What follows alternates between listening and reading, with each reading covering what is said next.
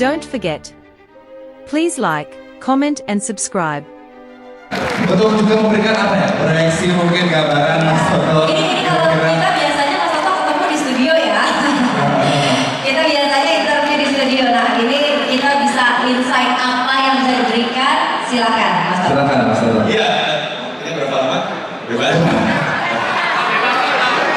Assalamualaikum warahmatullahi wabarakatuh. Salam sejahtera, shalom, rahayu, salam kebajikan. Salam demokrasi. Salam reformasi. Salam 3 jari. Terima kasih teman-teman. Saya panggil teman-teman aja nggak apa-apa ya. Saya anggap semuanya seusia di sini. Terima kasih teman-teman. Sebelum kita berkumpul, mungkin banyak yang usianya jauh lebih muda dibandingkan yang sudah berkumpul lebih dulu. Namanya guru-guru besar kita di puluhan kampus.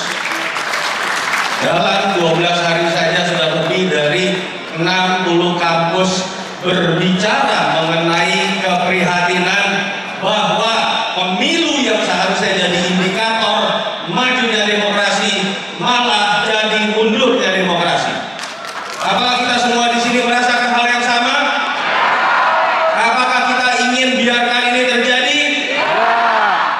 Saya pikir kita punya keprihatinan yang sama.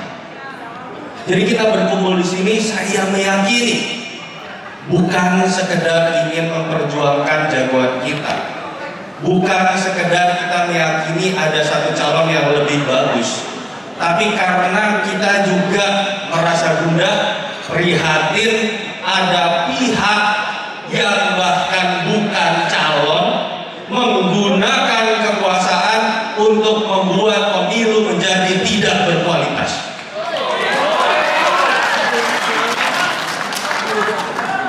Apa sih yang bisa kita kemudian ikrarkan di sini? Saya pikir dengan sisa waktu yang ada, teman-teman, paling tidak ada 3 poin yang ingin saya tegaskan. Tapi sebelumnya mungkin ini ada media ya, nggak apa-apa, media nanti saya pasti udah biasa nih di Twitter saya, di IG saya nanti masih akan banyak yang bilang pengamat politik yang tidak netral dan partisan. Betul teman-teman, selama saya tidak akan netral, selama pemilu masih diikuti oleh calon pelanggar HAM, dan saya juga tidak akan netral selama pemilu masih diikuti sosok yang menggunakan politik pecah belah. Ada 3 poin yang saya pikir kita harus ikrarkan bersama dan terjadi penyesatan dalam narasi-narasi yang belakangan muncul. Yang pertama, kita satukan bagaimana perasaan kita, sikap kita dalam sisa waktu hari ke depan, memastikan pemilu bermartabat, memastikan pemilu tidak curang. Sebarkan bagaimana pengawalan di TPS. Sebarkan bagaimana hasil pemilu bisa dipastikan bukan karena tekanan atau intimidasi dari aparat dan birokrat. Kita bisa memastikan bahwa pemilu didasarkan hati nurani memilih calon yang terbaik. Itu yang pertama. Yang kedua, saya ingin teman-teman di sini juga, kalau ini based on research, based on apa yang teman-teman bisa baca di media-media, terutama di sosial media. Ada penyesatan informasi, ada penyesatan narasi. Pemilu ini seakan-akan ingin diarahkan menjadi sebuah arisan keluarga. Padahal hakikatnya pemilu adalah kumpulan dari hasil permenungan isi kepala kita, isi hati kita dari masing-masing individu yang punya hak yang sama, yang punya saham yang sama untuk menekankan, untuk kemudian memilih sikapnya. sebenarnya. Pemilu itu bukan masalah tegak lurus atau tidak terhadap Jokowi. Pemilu itu bukan masalah tegak lurus terhadap Megawati atau Surya Paloh. Tapi pemilu adalah waktu buat kita menunjukkan sikap tegak lurus kita kepada nilai-nilai yang kita yakini. Kenapa saya perlu mau sampaikan itu?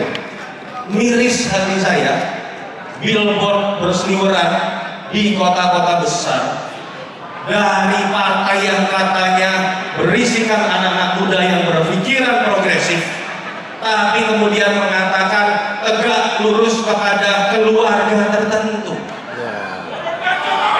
Kembalikanlah pemilu bagaimana kepada nilai-nilai yang kita yakini. Contoh saya pribadi mungkin berbeda dengan teman-teman di sini. Saya penganut Romo Magnis dalam mendefinisikan pemilu yang menurut saya tidak ada quotes terbaik mendefinisikan pemilu seperti yang Romo Magnis sebutkan.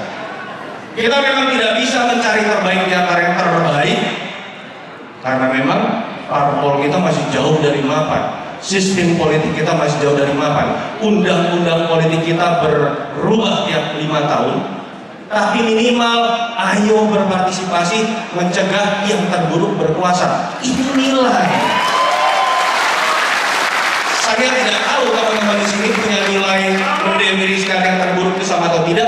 Tapi kalau saya pribadi simpel.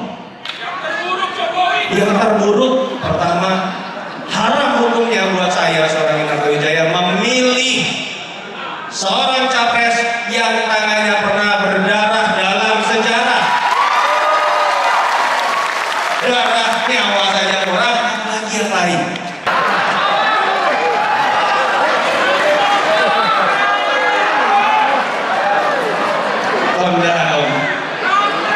Yang kedua buat saya juga haram hukumnya memilih seseorang yang menggunakan cara paling primitif dalam merebut kekuasaan, sehingga kemudian kita bukan hanya kembali ke sebelum reformasi, bukan hanya kembali ke sebelum 1945, tapi kembali ke sebelum 1928 ketika kita sepakat etnis, ras, agama kita satukan dalam nusa dan bangsa.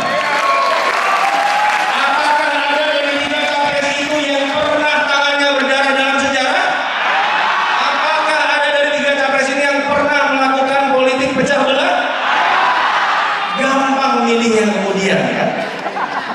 Kalau kita sepakat, kita kembalikan kepada nilai-nilai, bukan kemudian mendefinisikan pemilu adalah saat ini jatahnya keluarga saya, anak saya. Itu yang kedua. Yang ketiga, saya ingin sekali teman-teman kita memastikan, kita meluruskan bahwa pemilu ini sejatinya adalah memilih 3 capres yang namanya Prabowo, Anies, dan Ganjar. Bukan memilih capres boneka didasarkan siapa yang di belakangnya. Kita bukan memilih Megawati, kita bukan memilih Surya Paloh, kita bukan memilih apalagi Jokowi. Karena ada yang sepertinya nggak pede. Calonnya itu punya personal branding yang kuat. Makanya pertarungan Pilpres diarahkan menjadi pertarungan ini bukan Prabowo, bukan Anies, bukan Ganjar. Ini adalah tentang Joko Widodo. Kasihan sekali capresnya diletakkan hanya menjadi capres boneka. Jadi ketika kita ingin berimajinasi 5 tahun ke depan, lihatlah track record Ganjar, lihatlah track record Prabowo, lihatlah karakter seorang Anies. Kenapa saya katakan itu? Ini bukan sekedar sebuah orasi.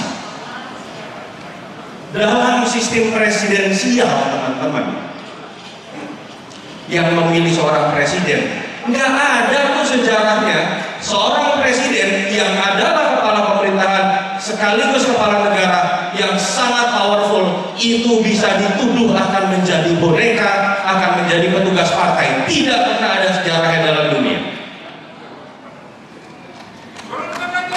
Jadi ketika ada yang menuduh bahwa Ganjar akan menjadi petugas partai, silahkan dilihat apakah Jokowi berasal dari sesama partai merah atau tidak ketika dulu maju 2014.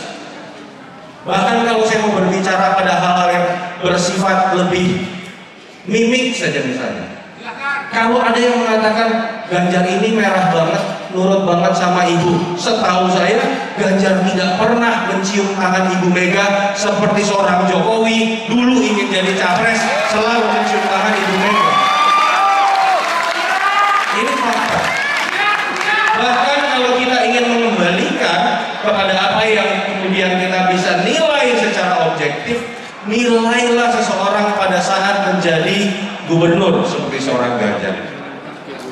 Ada nggak yang bisa membuktikan satu kebijakan saja Ganjar Pranowo ketika berkuasa dimajukan oleh partai tertentu, dia membuat kebijakan yang menunjukkan dia hanya petugas partai dan bukan petugas rakyat? Tidak ada yang bisa menjelaskan. Ini yang saya minta teman-teman coba luruskan. Fakta empirisnya ada, data-datanya ada. Sama dengan bodohnya sekelompok orang dan pemilih yang merasa bahwa ketika Prabowo yang berkuasa tetapi the real president is Jokowi. Itu tidak ada ceritanya Bapak Ibu. Tadi saya sudah katakan, yang namanya presiden ketika sudah terpilih, dia akan menjadi sangat powerful. Dia pegang kekuasaan sebagai kepala pemerintahan, dia pegang kekuasaan sebagai kepala negara. Apa contoh konkretnya? Sedang terjadi 10 hari lalu di Filipina ketika ada sekelompok orang pendukung Duterte yang merasa the real president itu akan tetap Duterte karena Bongbong Marcos berpasangan dengan Sara Duterte. Apa yang terjadi? Belum 2 tahun pemerintahan yang berkuasa, lalu kemudian keluarga Duterte meminta Bongbong Marcos turun karena kemudian Bongbong Marcos nggak manut sama kesepakatan politik yang dibuat di antara dua keluarga itu. Apakah kita ingin mengulang apa yang terjadi pada Filipina? Apakah kita percaya presiden terpilih bisa diatur-atur begitu saja oleh orang yang merasa sudah menjadi kaya? Apakah Bapak Ibu percaya? Mari kita satukan hati kita, pikiran kita. Sisa waktu 5 hari, kita siap maju ke putaran kedua dan kita menangkan bukan hanya Ganjar Pranowo Mahfud MD, kita kembalikan arah reformasi kita, kita menangkan kembali demokrasi kita. Tetap teman-teman, tensi harus tetap kita turunkan, walaupun pasti akan terasa memanas di luar. Harus selalu diingat, nomor 1 buat kita tetap Tuhan, tensinya sepanas apapun. Nomor 2, persahabatan dan keluarga jangan kita lupakan dalam pemilu. Tetapi kalau urusan memilih dalam